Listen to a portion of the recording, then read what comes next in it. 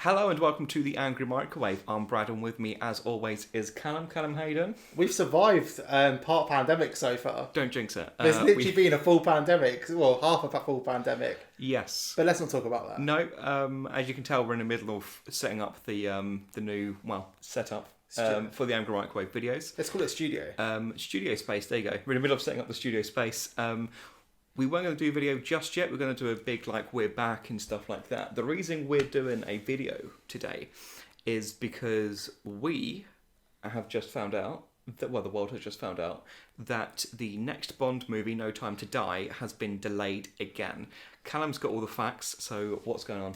So, originally due to come out in March, April time this year. Yep. It was pushed back to November time. Mm-hmm. And cinemas have been kind of like, this is the film that's going to be our next thing since Black Widow and everything else moved. Well, we went to the cinema today and we saw a trailer for No Time to Die, didn't we? Like all of their marketing materials, because they have been spending on marketing up until today. Like there's been adverts, trailers. Mm-hmm. There was a DHL sponsorship thing I saw in the news earlier. And it all said this November in cinemas. Like they were fully gunning for it. And also, I just read a tweet from Robbie Collin, the film journalist. Yep. And he was saying that the UK PR team was arranging interviews as recent as this afternoon. So clearly it was a top level. So as recently as a couple of hours ago, the studio were setting up interviews with big film critics and broadcasters. Yeah. With the anticipation that this film's going to come out in next month, right? Literally next month. It was literally the next big thing. So Daniel Craig was booked to go on Jimmy Fallon on Monday.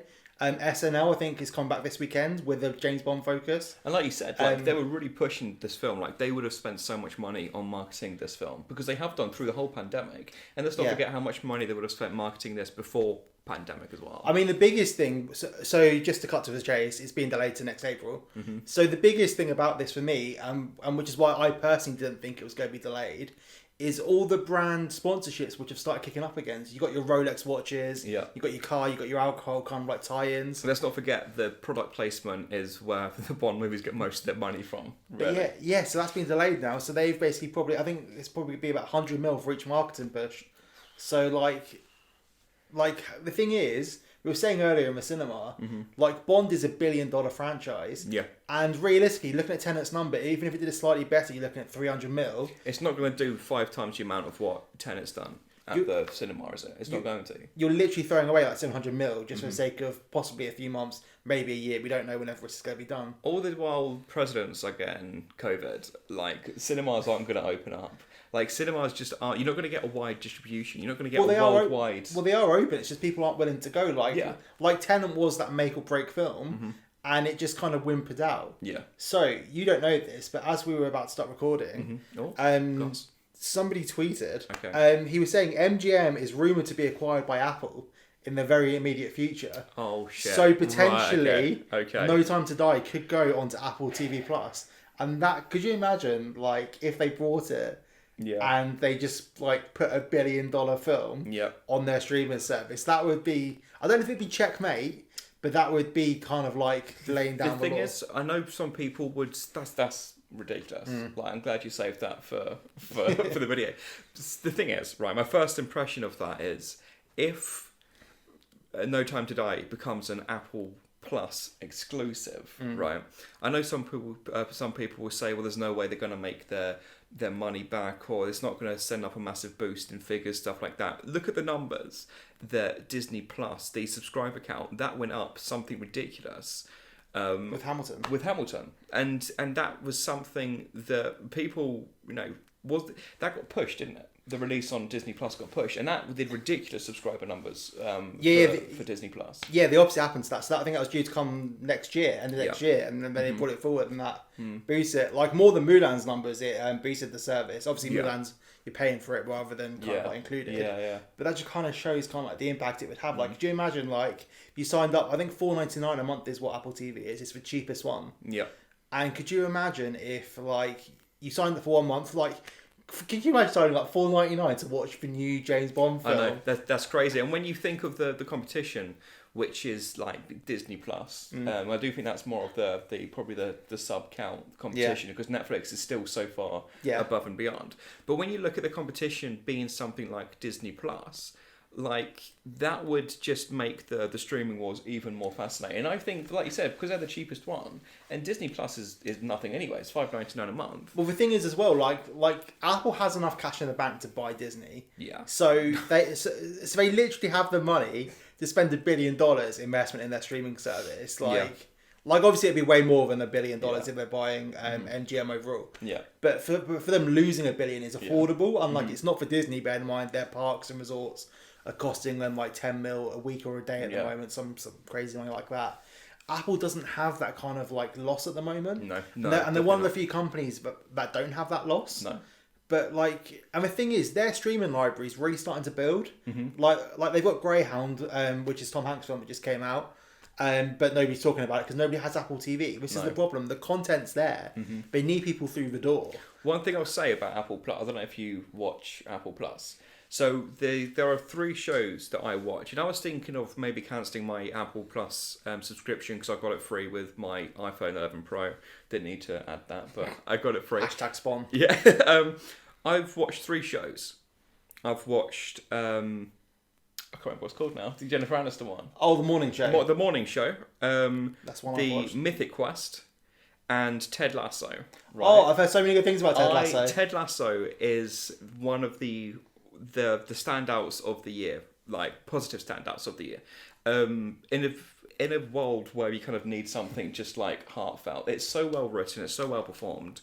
If you were to add movies like this, then I don't see anything but a positive to come out of it. 'Cause like even just the one, you just need that $1 billion film to get people through the door. Yeah. The problem is Apple TV is nobody's giving it a chance. But someone like my mum would sign up to Apple TV to watch the new James Bond movie. Literally for like $4.99, and they've got that library. Like they've got A Long Way Up, which I'm a big fan of the Ewan McGregor series, and the new series that's just come to it. And like for libraries now there, they just need. And I honestly think an investment like this, it would get you people that you wouldn't get any other way. Like, it's such a weird opportunity that they could, like...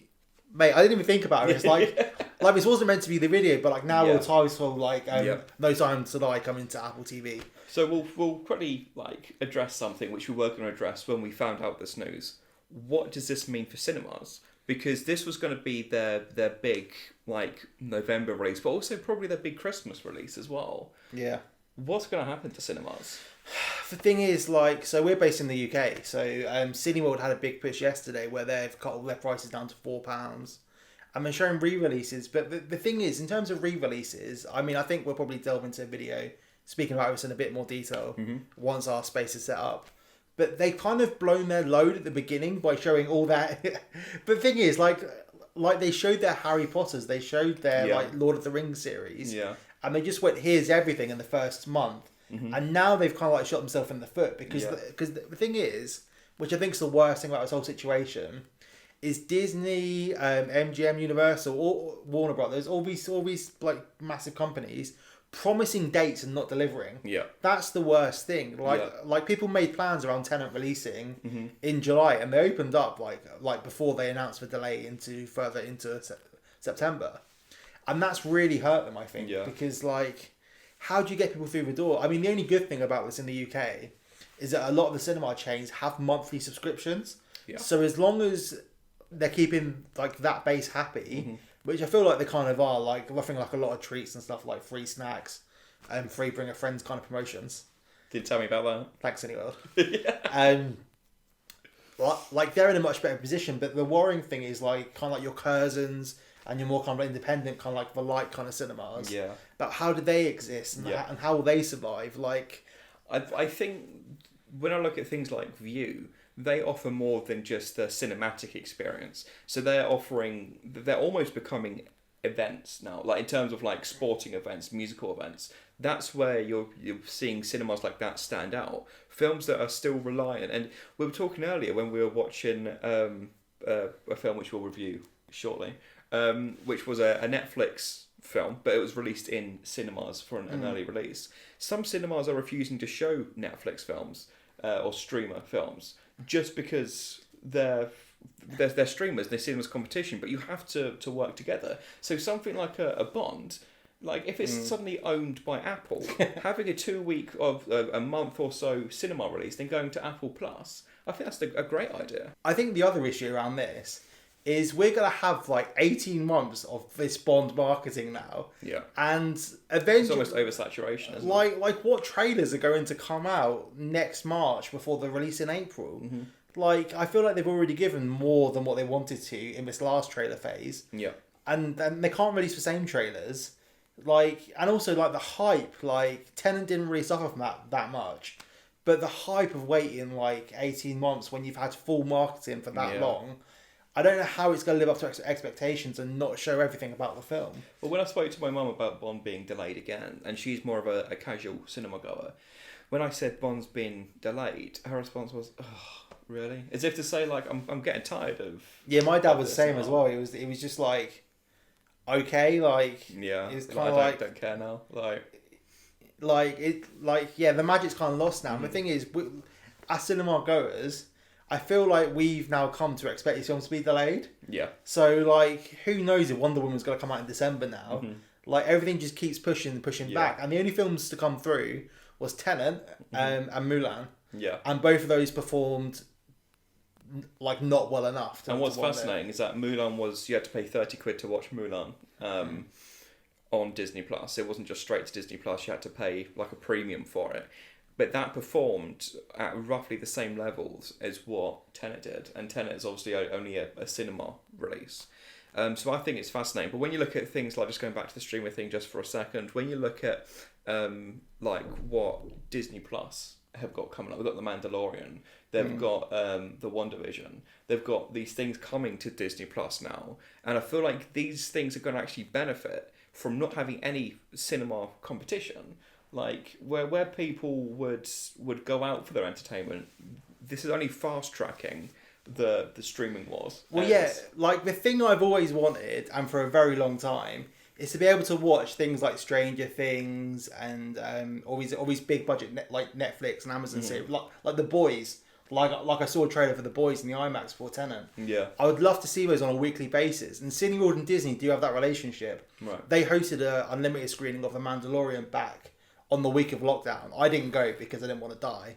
But like, it'd be really interesting to see whether somehow Disney would offer like so for each episode of The Mandalorian, they'd put it in Cineworld. Yeah. Because I know for sure that I would wait until the evening to go and see The Mandalorian in a cinema. I absolutely would. Yeah. Each week. Yeah. So if that happens, I'll be really excited because like that relationship is kind of there between Disney just because they.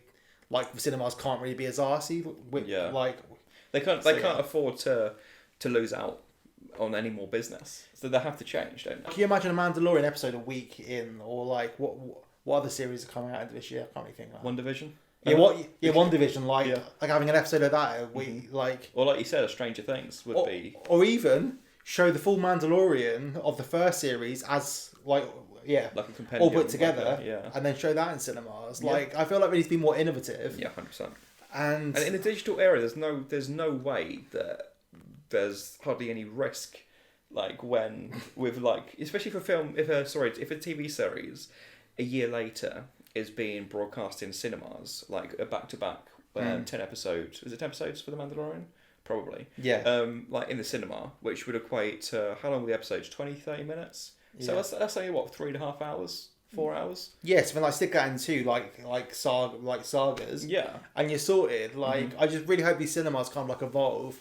I mean, this has been a very big tangent from No Time to Die. Yeah, but like it has kind of turned into that conversation about how like I feel like we're thinking how do cinemas survive more than can we wait till April? Like we can wait till April. I feel what's the state of like cinema distribution going to be come April? Because I tell you what, some cinema chains aren't going to last another half a year because that's how far away it is. It's still 6 months away. Well, I saw a report earlier saying AMC has 6 months worth of cash left. Right. And 6 months is like March. So November, December, January, February, March, April. Yeah. So like realistically, they could have like now this film's moved. Wonder Woman in June. Like that's probably gonna move. Like nobody wants to go next in the queue of films being released. And they keep playing chicken with each other. So like what Wonder Woman moved, leaving Black Widow, and then Black Widow moved, and so now Wonder Woman's going to be the first one out, and they just keep like leapfrogging each other because they don't want to be the first to jump. after Tenet. I just do wonder what the future of these films is going to be, because you look at HBO Max, obviously owned by Warner Brothers, right? So they can put their products on HBO Max. They can put Wonder Woman on HBO Max. Well, have you seen about The Witches, which is HBO Max? So that was announced today. That's being released at HBO Max in America, and that's going to get a global cinema release. Mm-hmm. But then, like the same thing happened with Seth Rogen's An American Pickle. People don't like. That's not going to get people out to cinemas. No. Like I went to Picturehouse a few weeks ago, and they were saying like it's fine releasing these, but it's not getting people through the doors. Mm-hmm. And they need that James Bond to get the trust from people. At the moment, you're not going to risk it to see a niche film that's on streaming. So if we revert this conversation back to Bond just for a second, does this do anything for your anticipation or your excitement levels for No Time to Die? Does it make you... It just makes me worried that I'm going to be burnt out by the time it comes out with the marketing. Okay. And like this is going to be the third like time we've gotten this close to it being released. Mm-hmm. So I just feel like with any like film now, like even with Tenet, I didn't believe that film was coming out until I was sat in the theatre about to watch it. Mm-hmm. And I feel like that's going to be the case until the pandemic's over. Yeah, and I think until there's a vaccine and people feel safer going out and normal life can resume, which could not be for another 18 months yet, 2 years. We don't know. We don't know what's going on. Let's cut this conversation. But these films can't afford to wait any longer, and maybe the studio can't afford to turn down an offer from Apple. But like you say, Apple can buy any company, really, apart from Amazon. Like, you can buy any company in the world. You watch tomorrow, it'll be Apple buys MGM. Yeah, well, so okay, if Apple buys MGM, which is obviously the studio behind Bond, in case we haven't made that clear, what do you think the business plan would be for the film? Bearing in mind that Sony have distribution rights, don't they? Does Sony still have the distribution rights for Bond? I think they lost the distribution, and now it's with Universal. But it depends on countries. But it used to be Sony, but then they lost it. Right. It was a really weird setup that MGM produced the film. I mean, it's just for distribution, but I feel like they lost it on the last film. Right. Okay. But yeah, like in my head, like it'd be a proper ballsy move to just say it's on Apple Plus only, and then that's just it. Like, but you just watch those numbers go up, and if their numbers went up by X amount, just thinking of like a business model, from a business model standpoint, if they get millions of subscribers because of that one film, and bearing in mind it's only $4.99, that's half the price of most films that you can rent when they first leave cinemas. You can get them on. But then there would be like series around kind of like Moneypenny and all these kind of like spin-off characters, universes. But like just the subscriber count, and then when you think of the amount of those people would actually just keep their account going because it's only $4.99 a month, you end up making more money on that film than what you would have done in cinemas anyway. Yeah, if that happens, that would be... I didn't even consider that until we started recording this video. Yeah. So yeah, let us know what you think is going to happen. Who knows? Like, could you imagine in February, like before it's all kind of kicked off, and we were like, Bond's been delayed again till next April. That would seem like so obscene that it would go straight to streaming, but that's the world we live in. Also, let us know what you think should happen for the sake of the film as well. Because let's not forget that obviously people worked on this film. We want people to see a good return. We want people to watch this movie because that's what art and that's what film's about. But what do you think should happen with the film? Would you like it to go on Apple Plus for... Was it $4.99? Do you want to see No Time to Die in cinemas, or do you just not care at this point? Because I'm with Callum. Like, if I watch this trailer one more time, I'm going to boycott the film. So, also, shout out to James King, who just launched an official podcast with James Bond that launched this week and had the exact amount of episodes leading up to the release. Poor team behind that. That's what you were saying at the beginning of the show, right? That we were expecting all this press to come out in the lead up this week to the movie, like these going on American talk shows, going on the BBC, going all over the world for this press. And what's going to happen with that now? Like, what are SNL going to do? It's going to have to take the piss, mate. That's tomorrow, isn't it? SNL. Yeah, like their poor marketing team. It must be horrible to work in these studios at the moment, like with redundancies left and right, and just Yeah. But yeah, let us know what you would do. Let us know what you want from the film as well, like how you want to watch it. Are you old school? Do you like going to the cinema, or do you like staying at home with a bag of Wotsits and a Coke and watching it at home? Little insight into my life there.